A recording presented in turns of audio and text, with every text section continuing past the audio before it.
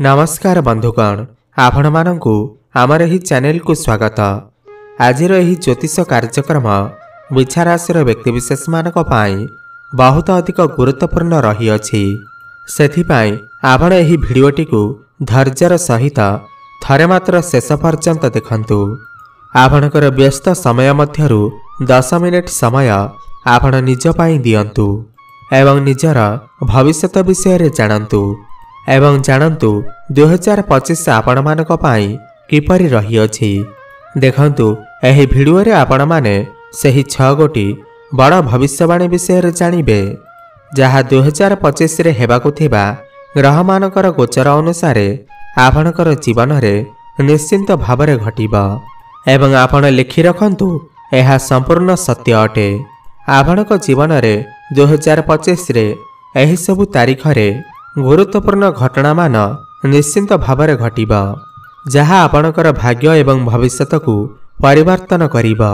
सर्वप्रथमे आपण मानकु जानि रखिबा आवश्यक जे समस्तंकर जन्म कुंडली भिन्न भिन्न होई थाए एवं पूर्व जन्मर कर्म अनुसार एही जन्मर कुंडली प्रस्तुत होई थाए। सेथिपाई आपणकर कुंडली अनुसार आपणक जीवन रे जहा भी किछि घटिबार थिबा ताहा निश्चिंत भावरे घटिबा। किंतु आपण धर्मशास्त्र एवं ज्योतिष शास्त्र साहाय्य रे आपणकर भविष्यत रे हेबाकु थिबा घटना मान विषय रे आगुआ जानि परिबे एवं प्रतिकार मध्य करी आपण बड़ घटना को छोट मध्य करि परिबे। ता सहित देखंतु ग्रह मानकर गोचर जहा संपूर्ण ब्रह्मांड रे गोचर करुछंती सेमाने आम समस्तंकर जीवन रे बड़ प्रभाव पकई थांती। किछि ग्रह मानकर गोचर एवं राशि परिवर्तन आमको शुभफल प्रदान करुथिबा बेले आउ किछि ग्रह मानकर गोचर आमको अशुभ फल प्रदान करिथांती। सेथिपाई एही 2025 मसिया रे आपण देखिबे आपणकर जीवन रे बहुत बड़ बड़ परिवर्तन हेबा। किंतु परिवर्तनटी खराब रहिबा ना भल रहिबा आपण जानिबा पाई भिडियोटी को शेष पर्यंत निश्चय देखंतु। शेष पर्यंत देखिले आपण निश्चिंत भावरे जानिबे कौन रही एही 6 गोटी बड़ भविष्यत बाणी जहा आपणक जीवन रे 2025 मसिया रे निश्चिंत भावरे घटिबा। किंतु भिडियोटी आरंभ करिबा पूर्वरु जदि आपणकर भी वृषा राशि होई थाए एवं आपण भी ईश्वर को सच्चा हृदय रे भक्ति करुथांती विश्वास करुथांती तेबे एही भिडियोटी को लाइक करी कमेंट बॉक्स रे जय हनुमान जय मां लक्ष्मी अवश्य लिखि दियंतु। एबे आसंतु जानिबा सही 6 गोटी बड़ भविष्यवाणी विषय रे जहा एही 2025 मसिया रे आपणकर जीवन रे निश्चिंत भावरे घटिबा को जाउ अछि। किंतु आपण ध्यान दे बुझिबार अछि जे केउ क्षेत्र रे एही परिवर्तन गुड़िक घटिबा। आपणकर स्वास्थ्य रे ना आपणकर शिक्षा क्षेत्र रे ना प्रेम जीवन रे वैवाहिक जीवन रे क्यारियर रे ना व्यापार वाणिज्य रे केउ क्षेत्र रे एही परिवर्तन गुड़िक घटिबा। सेथिपाई आपण ध्यानर सहित देखंतु एवं बुझिबा को चेष्टा करंतु। ता सहित एही कार्यक्रम आपणकर जन्म राशि चंद्र राशि उपर आधारित। एबे आसंतु जानिबा आपणक राशि रे ग्रह मानकर स्थिति कौन रही अछि। आपणकर द्वितीय भाव रे सूर्य, आपणकर चतुर्थ भाव रे शुक्र एवं शनि, पंचम रे राहु, आपणकर सप्तम भाव रे देवगुरु बृहस्पति एवं नवम भाव रे मंगल एवं एकादश भाव रे केतु विराजमान रहिछंती। एबे आसंतु जानिबा प्रथम भविष्यवाणी विषय रे। देखंतु आपणकर राशिर स्वामी मंगल आपणकर वर्ष आरंभरु आपणकर नवम भाव रे रहिबे। किंतु जानुआरी रे बकरी होई करी आपणकर अष्टम घर को आसीबे। सेथिपाई आपणकर जानुआरी एवं फेब्रुआरी मासटी एतेटा भलरे जीव नाही। किंतु मार्च, एप्रिल, मई, जून एवं जुलाई एही 5टी मास आपण मानक पाई अत्यंत शुभ रहिबा कारण मंगल भल स्थिति रे रहिबे। आपणकर दशम, एकादश एवं द्वादश गृह रे मंगलकर गोचर आपण मानकु शुभ फल प्रदान करिबा। सेथिपाई आपण एही समय मध्यरे आपणकर क्यारियर रे किछि बड़ निष्पत्ति नेई पारंती। देखंतु मंगल आपणकर क्यारियर स्थान को आसीबे। ता सहित आपणकर लाभर स्थान को मध्य आसीबे। सही समय रे आपण निश्चिंत भावरे बड़ निष्पत्ति नेबे। आपण आपणकर क्यारियर रे किछि बड़ निष्पत्ति नेई पारंती किंबा आपण कोनोसी बड़ कार्यर आरंभ करि पारंती। देखंतु मार्च मास 29 तारिख परे आपणकर शनिकर अढ़ई शेष हेबा। सेथिपाई जेउ मानकर कुंडली रे शनि खराब स्थिति रे थिले एवं आपणकर काम को अटकाई रखिथिले एबे आपण आपणकर रास्ता रे बढ़िबा आरंभ करिदेबे।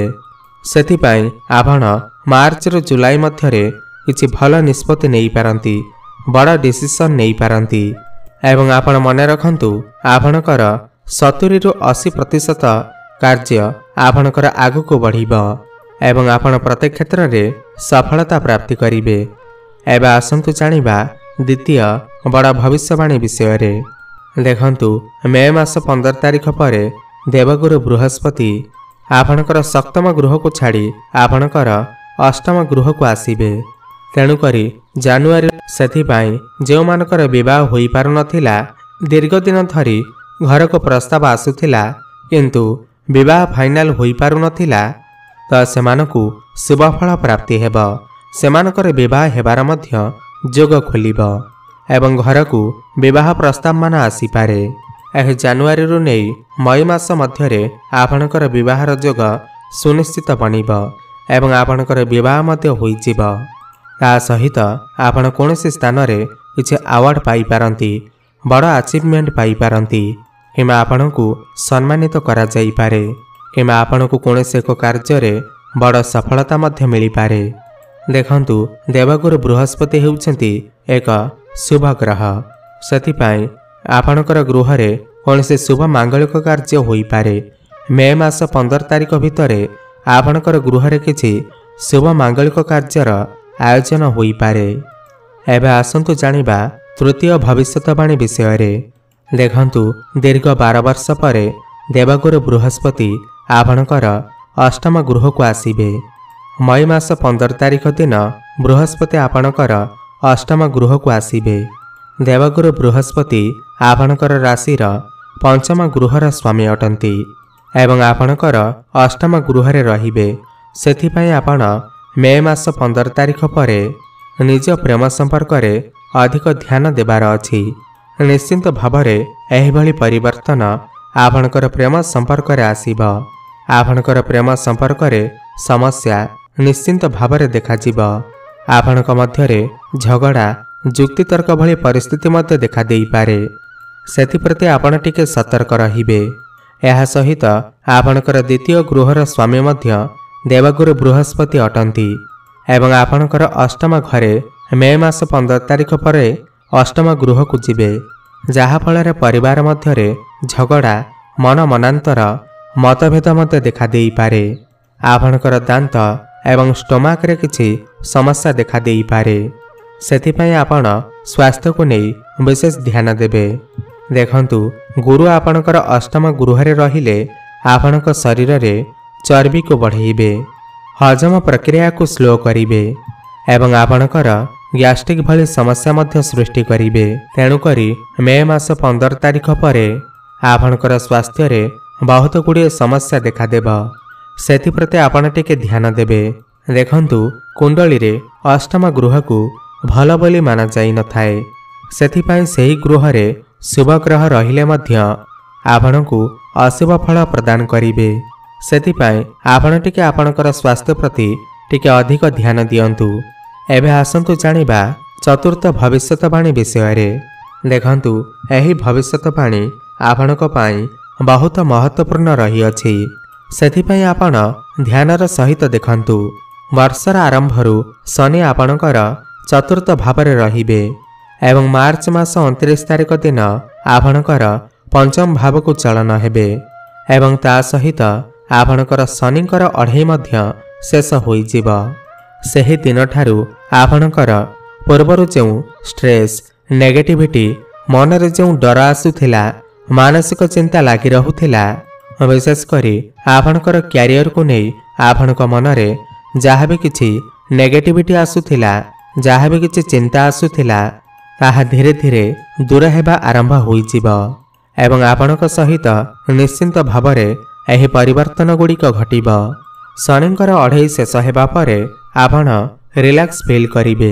कर्मक्षेत्र में जहाँ भी किसी समस्या आसुथिला ताहा सब दूर होइजिब एवं आपण सफलता मध्य देखिबा आरंभ करिवे।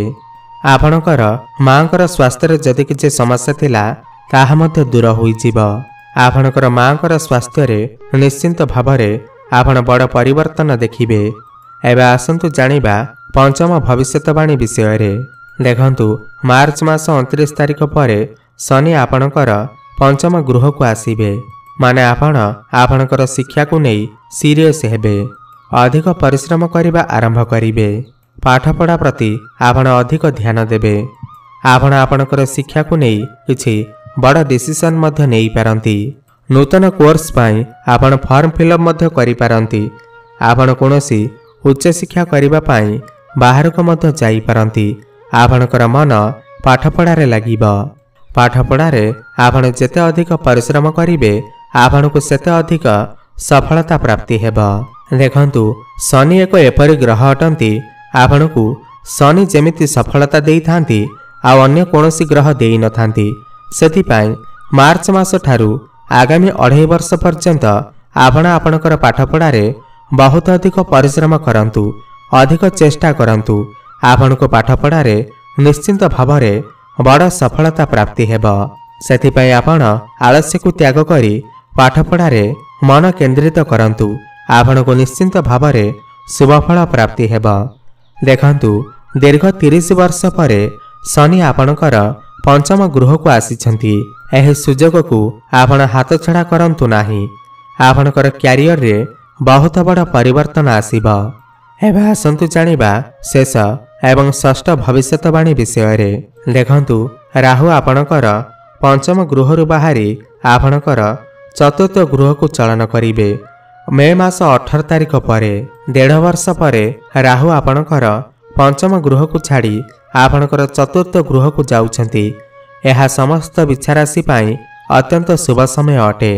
विशेष भावरे शिक्षा एवं संतान पाई जो वैवाहिक दंपति दीर्घ दिन धरी संतान प्राप्तिर अपेक्षारे थिले सेमानक पाई शुभ समय अटे।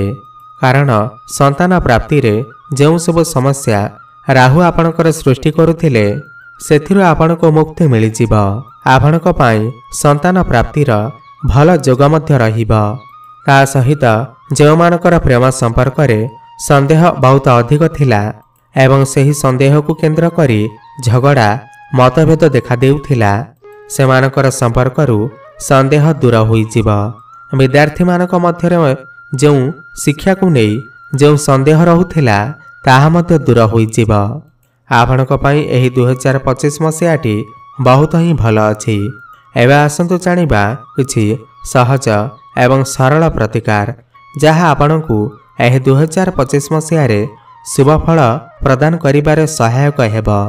देखंतु आपण प्रत्येक दिन हनुमान चालीसार पाठ करंतु। ता सहित आपण प्रत्येक दिन मंगलंकर बीज मंत्रर जप अवश्य करंतु। ओम क्रां क्रीं क्रों सह भौमाय नमः 108 थर प्रत्येक दिन जप करंतु। आपण प्रत्येक दिन हनुमान चालीसार पाठ करंतु शुभफल प्राप्ति हेब। एवं यह सहित मंगलंकर बीज मंत्रर जप अवश्य करंतु। ओम क्रां क्रीं क्रों सह भौमाय नमः 108 थर प्रत्येक दिन जप करंतु शुभफल प्राप्ति हेब। एवं सूर्य को जलार्घ्य अर्पण करंतु। आपणकर जीवन रे बहुत भल परिवर्तन आसीब। भाग्य रे उन्नति हेब। आपणकर जदि बिच्छा राशि होई थाए ताहेले भिडियोटी को लाइक करी कमेंट बॉक्स रे जय श्री राम जय हनुमान अवश्य लिखि दियंतु। धन्यवाद।